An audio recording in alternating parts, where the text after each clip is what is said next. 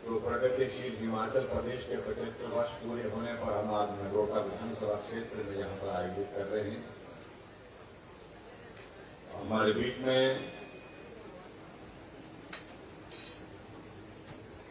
आपके इस विधानसभा क्षेत्र के लोकप्रिय विधायक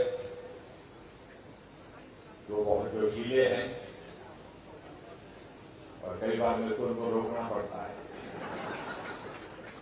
रुक जा भाई, रुकते नहीं है। लेकिन अपने क्षेत्र की आवाज को हमेशा विधानसभा के अंदर, विधानसभा के बाहर बहुत जोरदार ढंग से रखते हैं।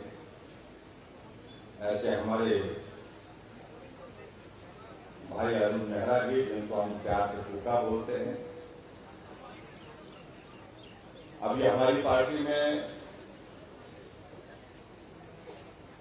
जो शामिल हुए,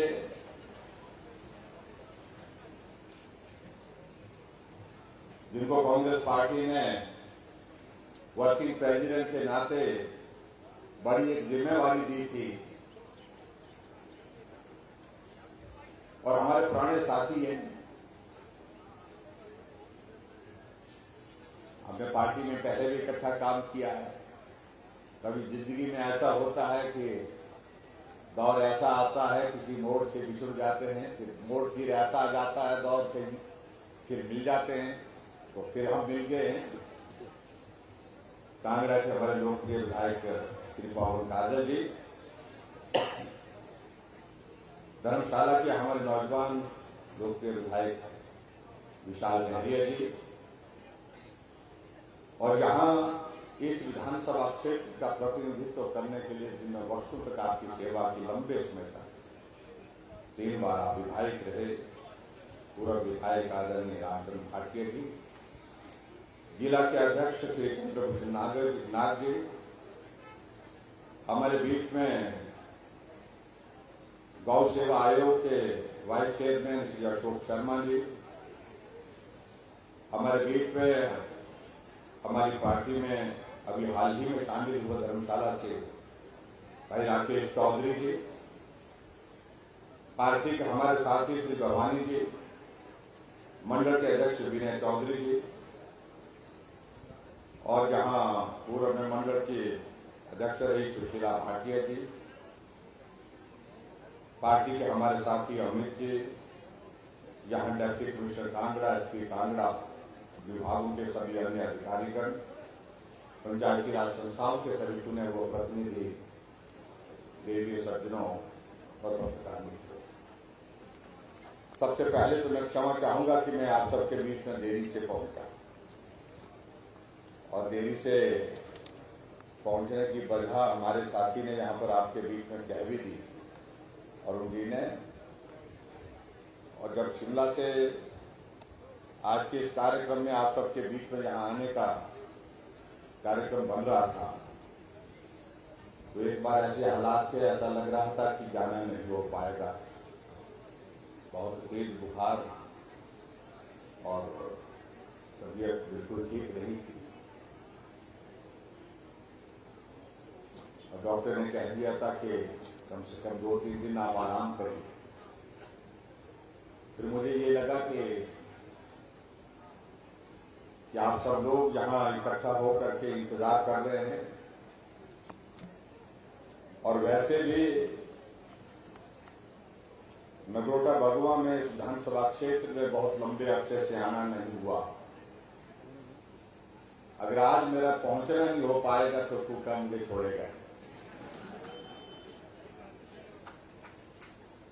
क्योंकि ये लड़ते हैं, अपने लिए नहीं लड़ते, लोगों के लिए लड़ते हैं।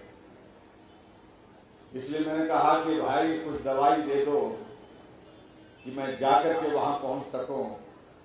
तो सुबह दवाई खा करके फिर उठ करके हम चल पड़े और आप सबके बीच में यहाँ पर पहुंचे।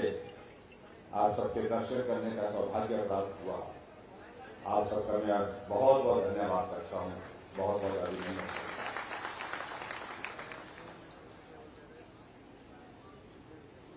अभी इन दिनों में हम चुनाव के भी करीब हैं।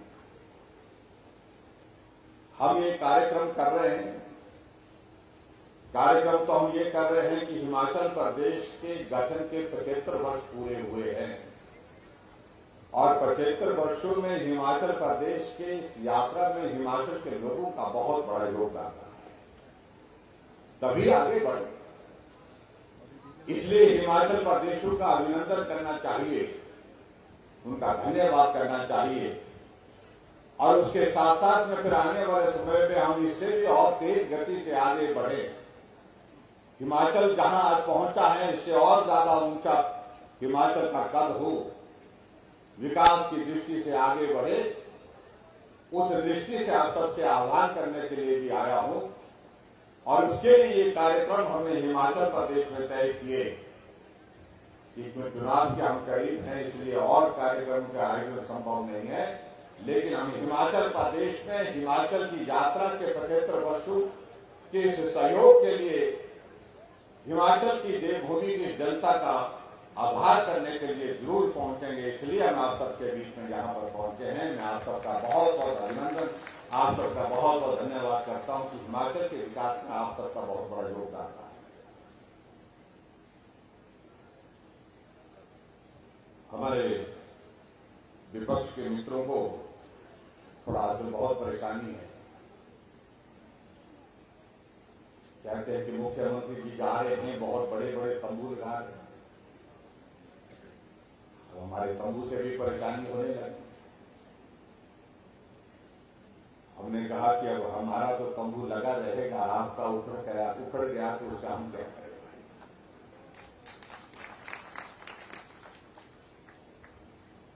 मैं इस बात को लेकर के कहना चाह रहा हूं,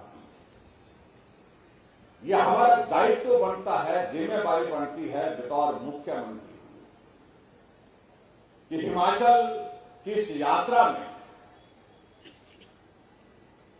बहुत लंबा संघर्ष जो हिमाचल ने किया है उसके इतिहास के बारे में हम लोगों के बीच में अपनी बात करें, ताकि आने वाली पीढ़ी भी इस बात को समझे कि हिमाचल की का गठन से लेकर के हिमाचल के आज तक के इस दौर में हम इस यात्रा में हम कहां पहुंचे और कैसे पहुंचे। यहां देख रहा था बहुत कम लोग होंगे यहां पर जिन्होंने हिमाचल प्रदेश का गठन अपनी आंखों के सामने देखा, क्योंकि 75 वर्ष वाले लोग मुझे कम ही दिखते। ज्यादातर लोग हम यहां पर जो बैठे हैं तब हिमाचल बन चुका था। 15 अप्रैल 1948 को हिमाचल प्रदेश का गठन हुआ था। उसमें उस वक्त हिमाचल प्रदेश में मात्र 4 जिले हुआ करते थे। एक चंबा जिला होता था, एक सिरमौर होता था, एक महासू जिला होता था और एक मंडी का जिला होता था।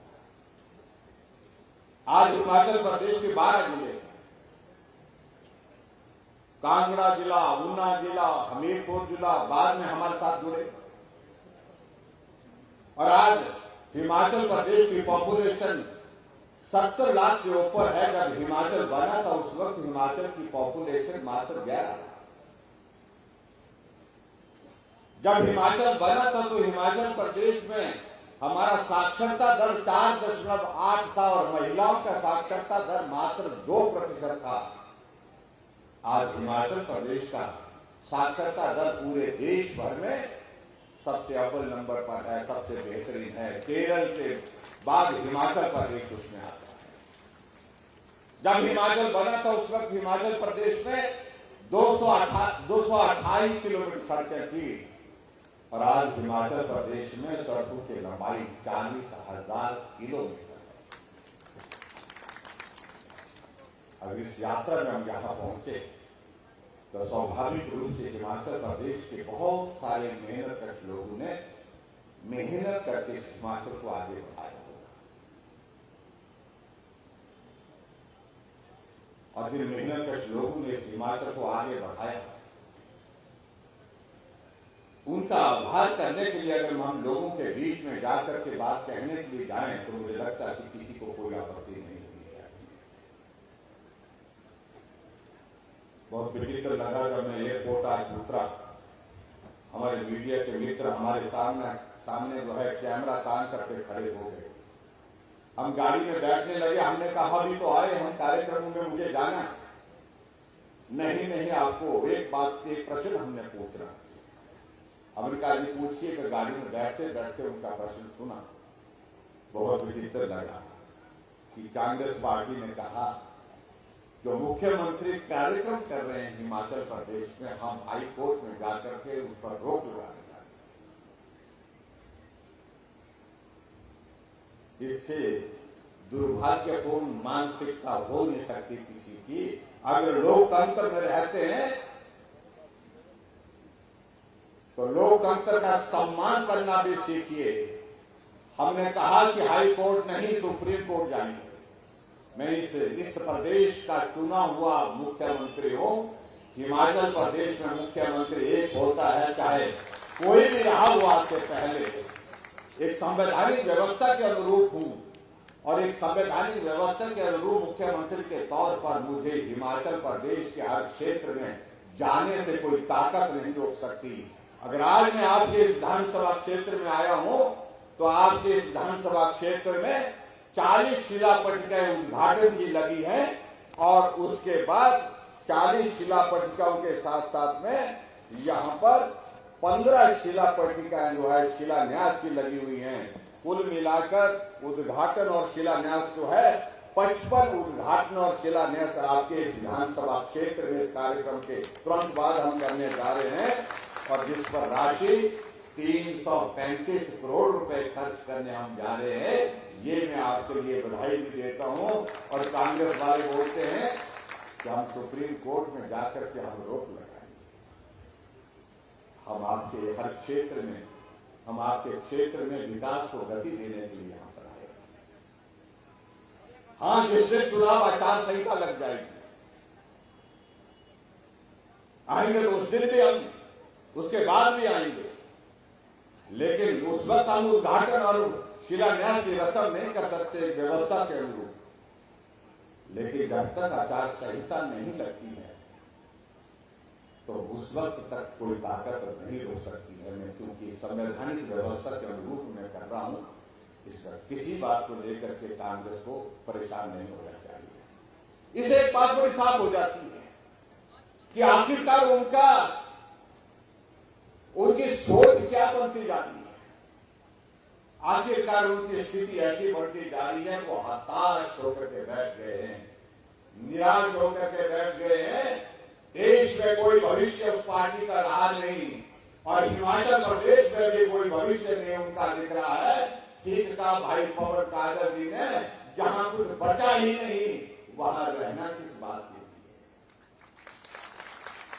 पूरे देश की स्थिति आपके सामने। और इसलिए इस बात को भी मैं कहना चाह रहा हूं, उसके लिए दोषी हम नहीं है। मंच पर बैठे हुए हम लोग, आप लोग दोषी नहीं है। इस हालात के लिए अगर कोई दोषी है तो दोषी वो अपने आप है, क्योंकि उनके काम करने के तरीके ही ऐसे रहे जिसके कारण जो है आज उनका पूरे देश भर में नाम लेने के लिए कोई क्या। मैं बेटितर देख रहा था, महंगाई पर दिल्ली में एक रैली की 3 दिन पहले, 2 दिन पहले, और उस रैली में उनके नेता, प्रदेश के जो राष्ट्रीय देश के जो अध्यक्ष हैं उस पार्टी के, वो मंच पर संबोधित करने के लिए खड़े हो गए और संबोधित करते करते आटा भी लीटर के हिसाब से आपको दे रहे हैं। इससे बड़ा दुर्भाग्य कोई और हो नहीं सकता है। जिन्होंने आटा खरीदा ही नहीं, वो लीटर में मिलता है या किलो में मिलता है मालूम नहीं हो सकती है बेचारे। उनको कहां खड़ा कर देते हैं ऐसी जगह, ऐसी परिस्थिति में, ऐसे हालात। परिवार के नाम से चलती है पार्टी। परिवार से बाहर जाने के लिए लोग कह रहे हैं कि अगर नहीं जाते हैं तो कांग्रेस पार्टी आने वाले समय में 50 वर्षों तक नहीं मिलेगी। उस पार्टी के नेता गुलाम नबी आजाद होकर के अपनी बात कह रहे हैं। आजकल स्वतंत्र होकर के जिस पार्टी में 1970 से उन्हें काम करना शुरू किया था, जीवन का बहुत बड़ा हिस्सा वहां गुजारा, अब ये पार्टी रहने लायक नहीं रही, ये खुद कह रहे, हम नहीं कह रहे। और ठीक आई पवन काजल जी ने कि हालात कैसे बन गए। अब उत्तर प्रदेश में चुनाव हुआ, चुनाव का परिणाम आपके सामने आया।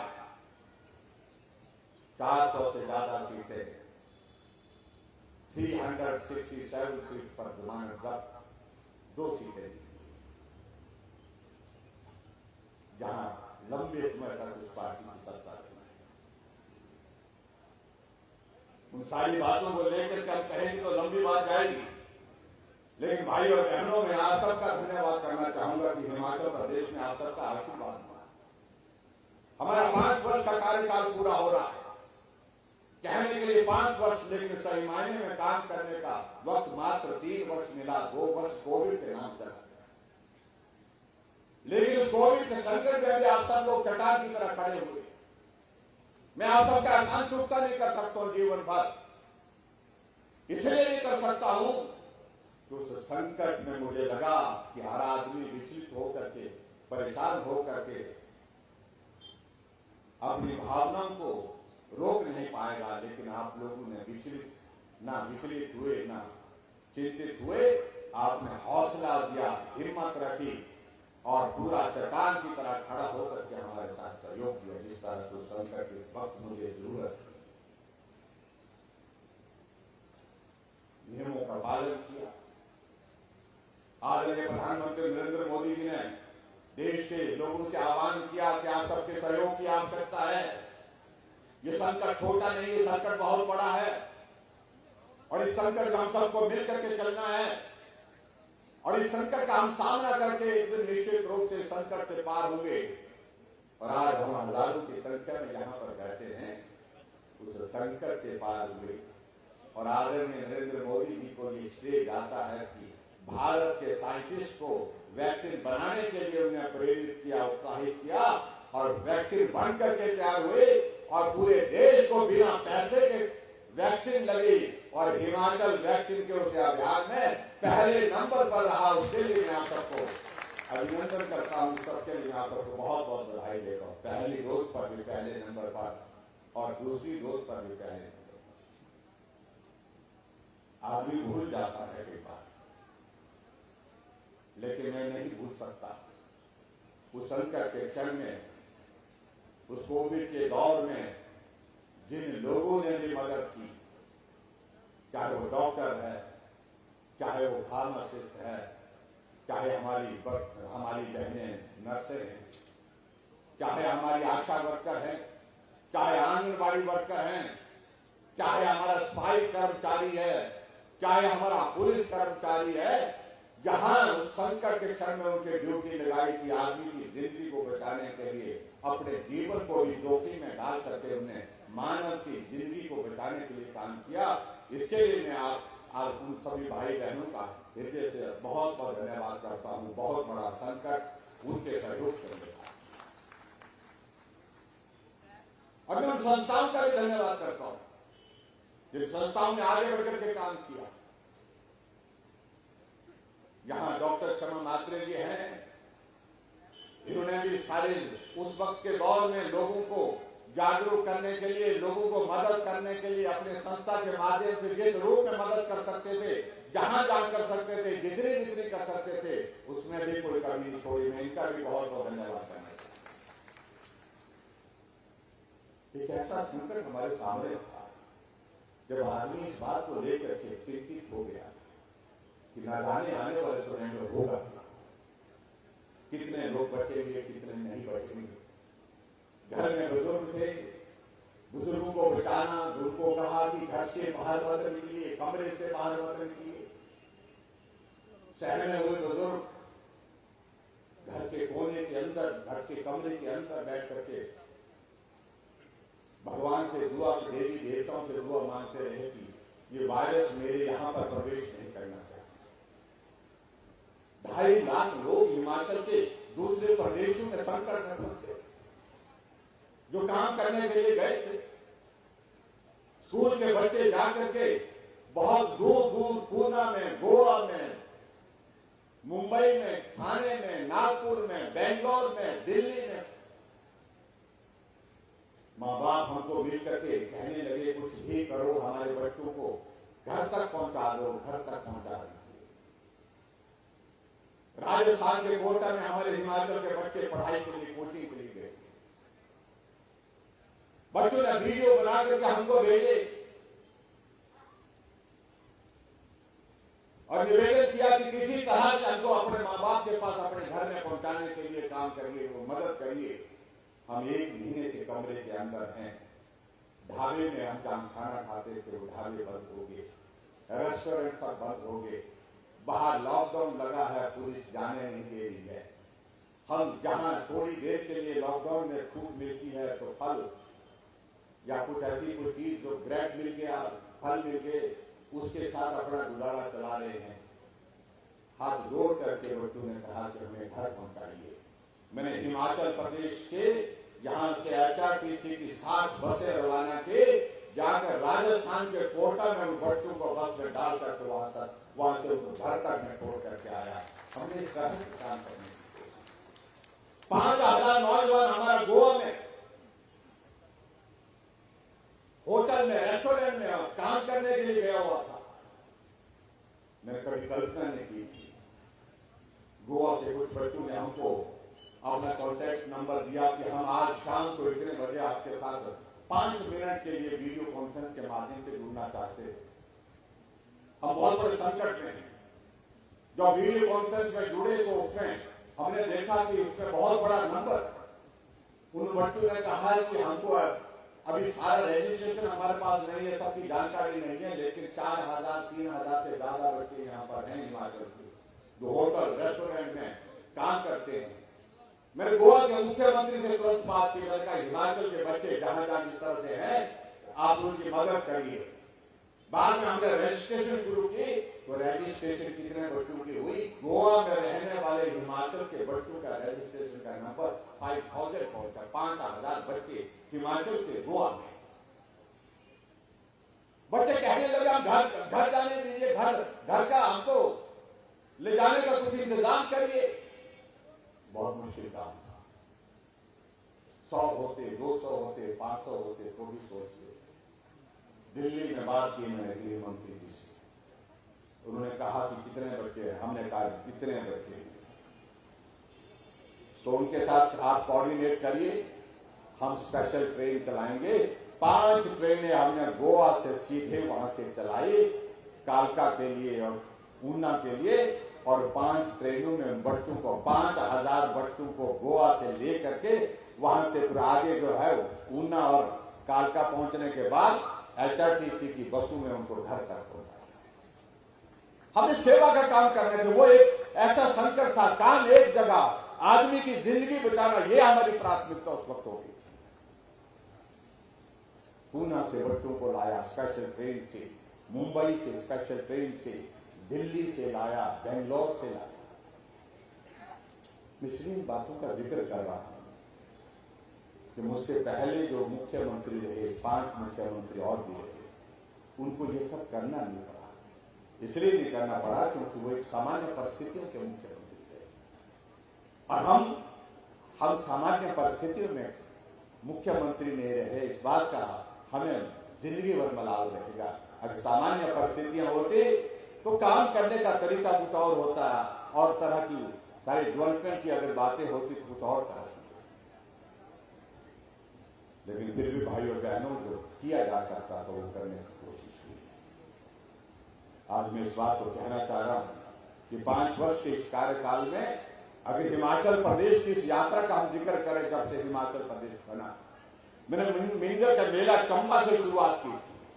जब मैंने उसमें वो प्रदर्शनी देखी, यहां पर भी प्रदर्शनी लगी है, मेरा आप सबसे निवेदन है कि प्रदर्शनी जरूर देख करके जाएं। उस प्रदर्शनी में मैंने देखा उस वक्त चंबा के उसमें पांगी घाटी का एक पुल जो है वो घास का बनाया हुआ पुल, उसके ऊपर घास की रस्सी बना करके पुल बनाया हुआ, उसके ऊपर लोग जाते, ऐसा भी बहुत।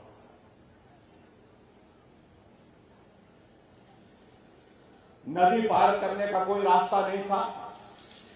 नदी पार करने के लिए रास्ता ऐसा निकाला जाता था कि भैंस की खाल में हवा भर के उसको फुलाया जाता था, और फुलाने के बाद जो है उसका सहारा ले करके, क्योंकि वो डूबता नहीं था आसानी से, उसका सहारा ले करके नदी को पार किया जाता था। रावी नदी को पार करते हुए उसने दिखाया। और ये भी सत्य है कि उस वक्त के उस दौर में कितने लोग जिनके हाथ से वो भैंस का खाल जो फुलाकर हवा में उसमें हवा डाल करके जो है नदी पार करने का एक तरीका निकाला गया, कितने लोगों के हाथों से वो भैंस की खाल छूट गई और जिंदगी तमाम हो गई, गिनती नहीं। और आज हिमाचल प्रदेश में हम देखते हैं कि पुल बन गए, सड़कें बन गई। आज मेरे हिमाचल प्रदेश में सड़कों की लंबाई उस वक्त 288 किलोमीटर थी, आज हिमाचल प्रदेश में 40,000 किलोमीटर सड़क हिमाचल प्रदेश में बनी है। इसका जिक्र करने के लिए लोगों के बीच में जब हम जा रहे हैं तो कह रहे हैं कि हम हाई कोर्ट में जाएंगे, इससे बड़ा दुर्भाग्य नहीं हो सकता। भाई और बहनों, ये भी कहना चाहता हूं कि अगर सड़कें अगर 40,000 किलोमीटर हिमाचल प्रदेश में बनी है, इसमें सबसे बड़ा अगर श्रेय किसी नेता को जाता है, वो जाता है देश के पूर्व प्रधानमंत्री अटल बिहारी वाजपेयी जी को। 40,000 में से 20,000 किलोमीटर से ज्यादा सड़कें अटल जी की प्रधानमंत्री ग्राम सड़क योजना के माध्यम से शुरू और पूरी हो गई। इसलिए बहुत सारी चीजों का हम जिक्र करें तो बहुत लंबी बात जाएगी, मैं उन सारी बातों में भी जाना चाहता हूं। हमने हिमाचल प्रदेश में देवभूमि हिमाचल प्रदेश को देव संस्कृति के अनुसार देवभूमि को आगे बढ़ाने की कोशिश की। जो हमारे साथी आज प्रश्न खड़ा करते हैं, जो लंबे समय तक सत्ता में रहे, अगर उनकी अगर हम बात कहते हैं, हिमाचल प्रदेश में हमारे से पहले और आज के इस कार्यकाल में, इस 5 वर्ष के कार्यकाल में, मैं कह सकता हूं दावे के साथ, अगर विकास की अगर हम बात करें तो हमारे हर क्षेत्र में विकास करने में हम उनसे ज्यादा विकास करने में हम सफल हुए। वो 4 लाख लोगों को पेंशन देते थे, हम 7.5 लाख लोगों को पेंशन दे रहे।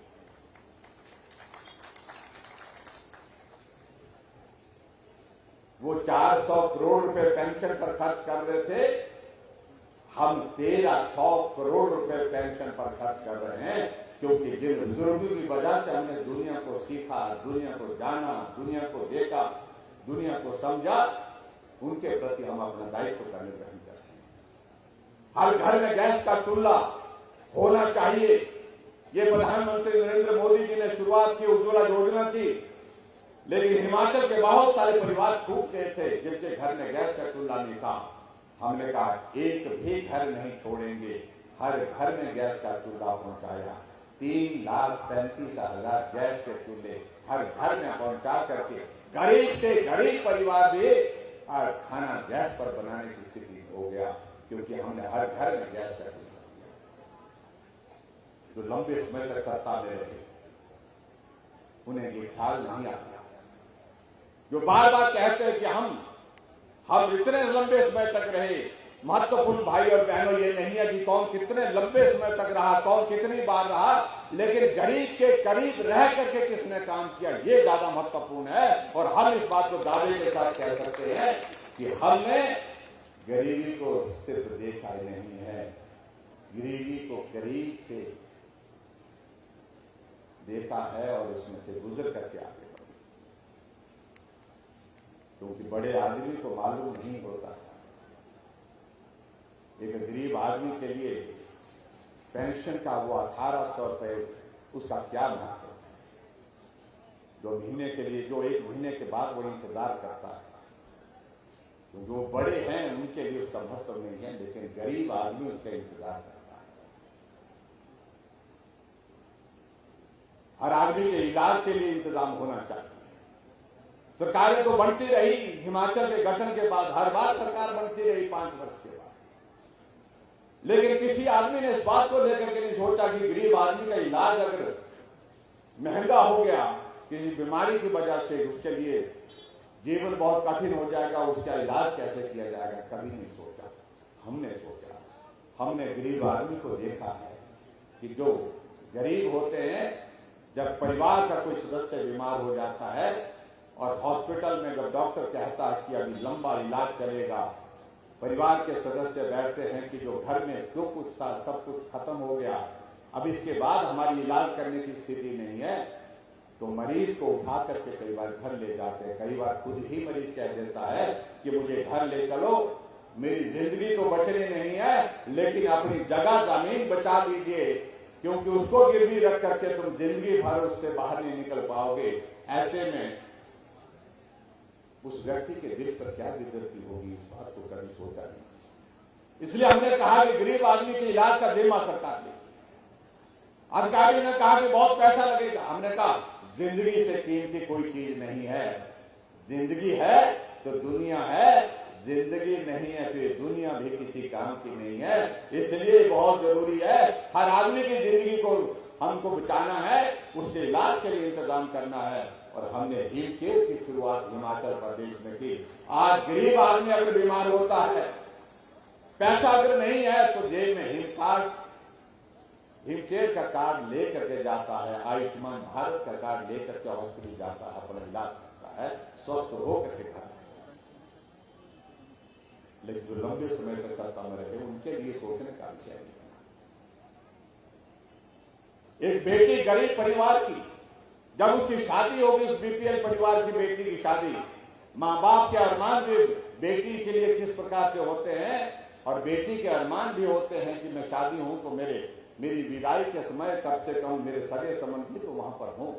लेकिन गरीब मां बाप सोचते हैं कि सगे संबंधियों को बुलाएं तो सही, लेकिन खर्च कैसे करें। हमने योजना शुरू की उस बेटी को सहारा देने के लिए, मदद करने के लिए, उसको संबल देने के लिए हमने शुरुआत की, शगुन योजना की शुरुआत की। जिस दिन गरीब परिवार की बेटी की शादी होगी, 31,000 रुपए हम अपनी सरकार की ओर से उसको मदद के रूप में देंगे, शगुन के रूप में देंगे। ये हमारी सरकार ने शुरू। यहां बड़ी संख्या में माताएं बहनें घर से बाहर आना जाना, काम के लिए निकलना, आजकल सभी माताओं बहनों के लिए ये बहुत आम बात हो गई है। लेकिन हमने कहा कि आबादी का 50% और उनके लिए सोचना चाहिए। माता बहनें घर का हिस्सा नहीं है, वो अपना कारोबार करती है, नौकरी करती है, प्राइवेट सेक्टर में नौकरी करती है, रोजगार करती है। ऐसे में उनके लिए मदद करनी चाहिए, और मदद नहीं हो सकती तो कम से कम आने जाने की मदद हम करें। उस दृष्टि से हमने तय किया कि उनको किराया भी हम, अगर आबादी का आधा हिस्सा है तो किराया भी आधा ही देंगे। 50% किराया हमने किया। इस बात के लिए भी मैं माता बहनों को बहुत बहुत बधाई देता हूं। हमारे कांग्रेस के मित्र कहने लगे मुफ्तखोर बना दिया, हमें थोड़ी सी मदद क्या करें, और उसमें इस तरह का भाषा का इस्तेमाल करना, और माताओं बहनों के लिए खास तौर से हमने मुफ्तखोर नहीं, सिर्फ हमने किराया माफ नहीं किया, हमने सिर्फ आधा किराया दिया, मदद की है। इसको मदद बोलते हैं। अगर पवित्र भावना के साथ कोई मदद की जाती है तो उसका अपमान इस प्रकार से नहीं करना चाहिए जिस प्रकार से। लेकिन जब उनको लगा कि बहुत मुश्किल है, ये गलत बोल दिया, फिर कहा कि हम सत्ता में आएंगे, हम गारंटी देते हैं। और गारंटी क्या देते हैं कि हम सत्ता में आएंगे तो 1500 रुपए महीने का 18 साल से 60 साल की सभी महिलाओं को देंगे। गारंटी देने की बातें वो करते हैं जिनकी अपनी ही गारंटी देंगे। पूरे देश में कोई गुंजाइश बची नहीं उनके, और ना ही कोई बात उनकी गंभीरता से सुन रहा। मानने की बात तो दूर की रही। इसलिए मैं आप सबके बीच में इतना ही कहना चाह रहा हूं, हम बेहतर करने की कोशिश करें। हमने हिमाचल प्रदेश में बिजली का किराया माफ नहीं किया। हमने एक वर्ग के लिए मदद करी जो 4 बल्ब, 5 बल्ब, 6 बल्ब तक जलाता है, उसके लिए मदद का रास्ता निकाला। 125 यूनिट हमने बिजली जो हिमाचल प्रदेश में हमने कहा खर्च करेंगे, उनसे कोई किराया नहीं है। और 125 यूनिट खर्च करने की बात जब हमने कही तो कांग्रेस ने घोषणा कर दी कि हम जब सत्ता में आएंगे तो हम कितना बोला 300 यूनिट, हम 300 यूनिट ऐसे बोल रहे थे कि मुफ्तखोर बना दिए सारे प्रदेश को। अब बोलते कि हम आएंगे तो 300 यूनिट देंगे। अरे तुम तो आने की बात कह रहे हो, हम तो दे रहे। जुलाई महीने का बिल आया, अगस्त के महीने में कितना बिल आया? 0 बिल आया।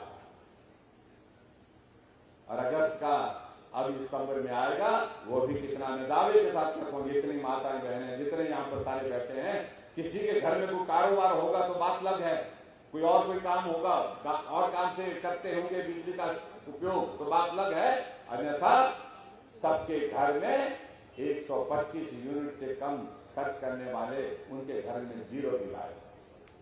एक कोशिश की हमने, और मुझे इस बात की खुशी है कि 14,63,000 कंज्यूमर जो है उसमें कवर हुए 22.5 लाख में से। इसलिए भाइयों बहनों में आप सबके बीच में यही कहना चाहता हूं कि आओ हमको आगे बढ़ना है। आदरणीय नरेंद्र भाई मोदी जी के नेतृत्व में देश आगे बढ़ रहा है, और देश को आगे बढ़ाने के लिए आज की जरूरत है हिमाचल चट्टान की तरह उनके साथ खड़ा हो।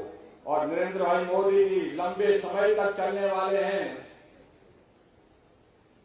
अभी 8 साल का कार्यकाल पूरा हुआ, 2024 में 10 साल का कार्यकाल पूरा होगा, और उसके बाद भी मैं कह सकता हूं कई 10 वर्षों तक और नरेंद्र मोदी जी देश में चलते रहेंगे, और देश को मजबूत करके आगे बढ़ाते हुए जिस प्रकार से नरेंद्र भाई मोदी जी काम कर रहे हैं, हम सबके लिए गर्व का विषय ये कि हिमाचल जैसे छोटे से प्रदेश के लिए नरेंद्र मोदी जी अपना घर मानते हैं। अपना घर, हिमाचल आता तो अपने घर आया हूं ऐसा लगता है। वो अभी 4.5 वर्ष के कार्यकाल में नरेंद्र मोदी जी हिमाचल प्रदेश में साथ पा रहा है, और कांग्रेस की सरकार होती थी तो मुश्किल से एक बार आते थे कोई प्रधानमंत्री, आए थे जो 10 वर्ष प्रधानमंत्री रहे, मेरा उनके प्रति भी सम्मान है, लेकिन आए शिमला, और शिमला में ठंडी ठंडी हवा में रिछ के मैदान में सो गए। और नरेंद्र मोदी जी आए और शिमला के रिछ के मैदान में पहुंचने से पहले माल रोड जब पहुंचे तो माल रोड में गाड़ी से उतर करके एक कोने से दूसरे कोने से पैदल चल पड़े। ये माल रोड में वर्षों तक पैदल चलता रहा, लोगों को मिलता रहा, लोगों के साथ बात करता रहा। ये अंतर है। धर्मशाला में आना हुआ, रात को भी यही रुके। मेरे कांग्रेस के मित्र बहुत परेशान हो जाते हैं, मोदी जी आ रहे होते, मैं कहा आ रहे, वो एक दिन के लिए आ, मैंने 2 दिन के लिए आ, 2 दिन के लिए, मैं कहा 2 दिन के लिए आ, बोलते नाइट स्टे तो नहीं हो गया। मैं नाइट स्टे भी यही है, मैं क्यों पूछ रहा, आपने बिल्कुल साथ में क्या भाई, ऐसी बातें पूछने लगे, विचित्र लगा, परेशान हो रहे हैं। आप कल्पना करो उन आदमी की परेशानी, वैक्सीन बन करके तैयार हुई, हम तो नहीं लगाएंगे, क्यों नहीं लगाएंगे, ये तो मोदी वैक्सीन है, ये भाजपा की वैक्सीन है। और जो वैक्सीन लगा करके आने लगे तो उनको क्या पूछने लगे कि आपने वैक्सीन लगा दी, बोलते हाँ जी लगा दिया हमने वैक्सीन, तो चक्कर तो नहीं आया आपको, बोलते नहीं चक्कर नहीं आया, रिएक्शन तो नहीं हुआ। लोगों के बीच में ऐसा गुमराह करने की भाई वैक्सीन कोई ना लगाए, ये वैक्सीन अभी तक इसकी टेस्टिंग कंप्लीट नहीं हुई है, इससे साइड इफेक्ट हो जाएगा, चक्कर आ जाएगा, किडनी फेल हो जाएगी, यादाश्त चले जाएगी, आने वाली जनरेशन बर्बाद हो जाएगी। और बाद में वही कांग्रेस के नेता जाकर के नर्स के पास वहां पर वैक्सीन सेंटर जाकर के मास्क पहन करके जाते हैं, वैक्सीन लगाते हैं, सिस्टर अभी डोज कर लगे। आप अंदाजा लगाइए इतना बड़ा संकट हमारे सामने, और उसमें भी राजनीति करते हैं, ये दुर्भाग्य है। प्रधानमंत्री जी आ रहे हैं तो पूछ रहे हैं कि भाई रात को रुकेंगे। अरे भाई रात्रि ठहराओ उनका प्रधानमंत्री जी का धर्मशाला में, और धर्मशाला में किसी होटल में नहीं रुके, सर्किट हाउस में जहां आप हम सब लोग ठहरते हैं वहां रुके प्रधानमंत्री। ये हमारे लिए सौभाग्य की बात है, और हम भी और परेशान होंगे क्योंकि आने वाले समय में प्रधानमंत्री जी अभी आचार संहिता से पहले 3 बार और आने वाले हैं, और परेशानी बढ़ेगी। तो इसलिए इन सारी बातों को लेकर के मैं लंबी बात करूंगा तो बहुत लंबा वक्त लगेगा। मैं आप सबका जहां धन्यवाद करता हूं, आज के इस कार्यक्रम में यहां पर रहे, और यहां भाई कुक्का जी बहुत मेहनत से लगे रहते हैं, और कभी हमारे लिए बहुत मुश्किल होता है, मैंने कहा है उनको कई बार रोकना पड़ता है। तो आज भी मैं इनको बोल रहा था कि भाई रुक जाओ, ये एक चीज के बाद दूसरी, दूसरे के बाद तीसरी, ये हुई, ये भी, ये हुआ, वो हुआ, ये हुआ, फिर उसके बाद कहने लगे ये करना है, ये बाकी रह गया, ये छूट गया, ये रह गया, वो रह गया। मैं आप सबके बीच में इतना कहना चाहता हूं, जो हुआ उसके लिए मैं आप सबको बहुत बहुत बधाई देता हूं। आपके विधायक महोदय को भी बहुत बहुत बधाई देता हूं।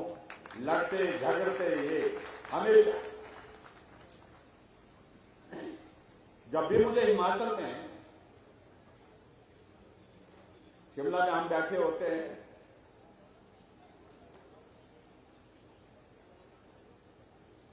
जब कोई मुद्दा ऐसा होता है जिस मुद्दे पर मुश्किल होता है, जिसके लिए हम कह देते हैं कि ये नहीं होगा भाई, ये लेकर के आ जाते हैं कुछ एमएलए को लेकर के साथ, और फिर मेरे को समझाते हैं कि ये इस तरह से होना, इस तरह से ये करना पड़ेगा। लेकिन आग्रह करते हैं कि जो चीज कठिन है उसको भी करना है। इसलिए करना है क्योंकि इनका भाव यही रहता है कि हम ज्यादा काम करें, बेहतर काम करें, समाज के लिए हम ज्यादा योगदान दे सके, इस भाव के साथ काम करने की बात है। आज भी उन्होंने बहुत सारी चीजों का जहां पर जिक्र किया है, मैंने सारी वो नोट कर दी। अभी के इन कार्यक्रमों में हमने तय किया है कि हम बहुत ज्यादा अनाउंसमेंट नहीं कर रहे हैं, एक आधी चीज को लेकर के जहां करने की बात होती है वो करते हैं। लेकिन ये जो जहां तक आपने 2-3 को आपने स्कूल का जिक्र किया है, उन स्कूलों का चाहे वो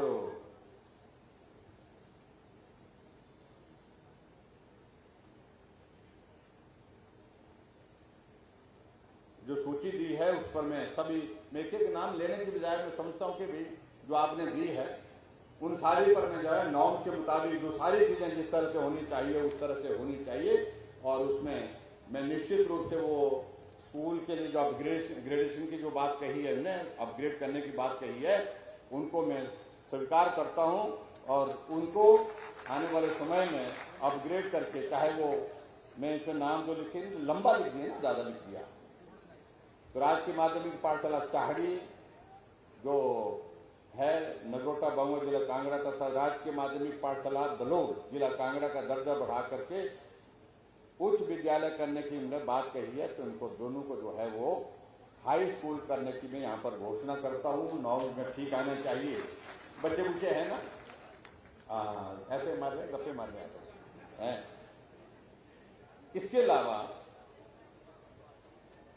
कुछ जगह राजकीय वरिष्ठ माध्यमिक पाठशाला कंडी डोलरा जिला कांगड़ा तथा राजकीय वरिष्ठ माध्यमिक पाठशाला कोठिया जिला कांगड़ा में वाणिज्य विषय की कक्षाएं शुरू किए जाने के बारे में उन्होंने बात कही है। तो ये साइंस की और ये इसके कॉमर्स की क्लासेस शुरू करने की जो बात कही है, इसको भी मैं स्वीकार करता हूँ, इसको भी करेंगे।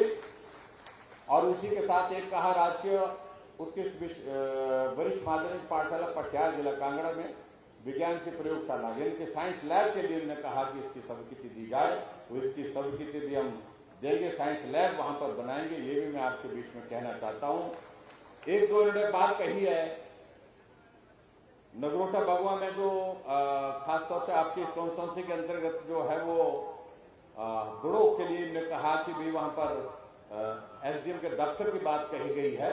मैं इसको थोड़ा एग्जामिन कर लेता हूं क्योंकि रिपोर्ट मुझे लेनी पड़ेगी। डिप्टी कमिश्नर को बुला करके मैंने कह दिया आप रिपोर्ट दीजिए, लेकिन मैं इतना जरूर कहना चाह रहा हूं कि एक चीज हम तब तक करें, क्योंकि अगर डिस्टेंस इसमें ज्यादा पड़ता है, मुझे मालूम पड़ा कि पॉपुलेशन कम पड़ती है लेकिन उसके बावजूद डिस्टेंस बहुत ज्यादा पड़ता है, तो हफ्ते के 2 दिन एसडीएम जो है वहां बड़ों में बैठने की व्यवस्था करेंगे।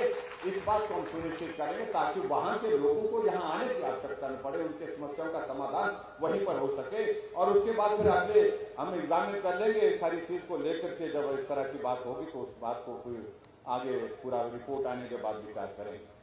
एक और चीज आपने कही है कि नगरोटा बगुआ विधानसभा क्षेत्र में जो